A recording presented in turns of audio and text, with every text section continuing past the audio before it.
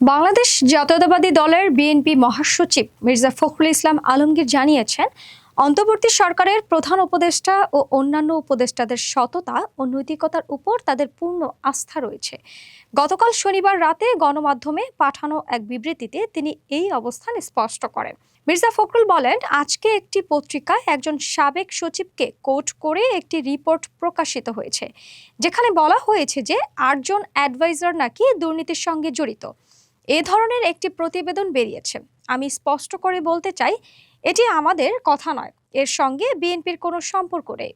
তিনি আরও জানান, আমরা প্রধান উপদেষ্টা সহ অন্তর্বর্তী সরকারের সব উপদেষ্টাকে অত্যন্ত সম্মান করি। তাদের প্রতি আমাদের আস্থা রয়েছে, বিশেষ করে তাদের সততা ও নৈতিকতার উপর। বিএনপির মহাসচিব জানান, কিছু সংবাদ মাধ্যমে সাবেক সচিব এবিএম আব্দুস সাত্তারের বরাত দিয়ে উপদেষ্টাদের নিয়ে যেসব মন্তব্য প্রকাশিত হয়েছে, সেগুলোর দায় সম্পূর্ণভাবে তার ব্যক্তিগত, দলের নয়। ফখরুল বলেন, আমি স্পষ্ট ভাষায় বলতে চাই, ওই বক্তব্যের দায় একান্তই ওনার নিজের, বিএনপির সঙ্গে এর কোনোই সম্পর্ক নেই। উল্লেখ্য, গত শুক্রবার রাজধানীর বিয়াম মিলনায়তনে বাংলাদেশ অ্যাডমিনিস্ট্রেটিভ অ্যাসোসিয়েশনের এক সেমিনারে অফিসার্স ক্লাবের সাধারণ সম্পাদক ও বৈষম্য বিরোধী কর্মচারী ঐক্য ফোরামের সভাপতি আব্দুস সাত্তার অভিযোগ করেছেন যে অন্তর্বর্তী সরকারের ৮ জন উপদেষ্টা দুর্নীতির সঙ্গে জড়িত।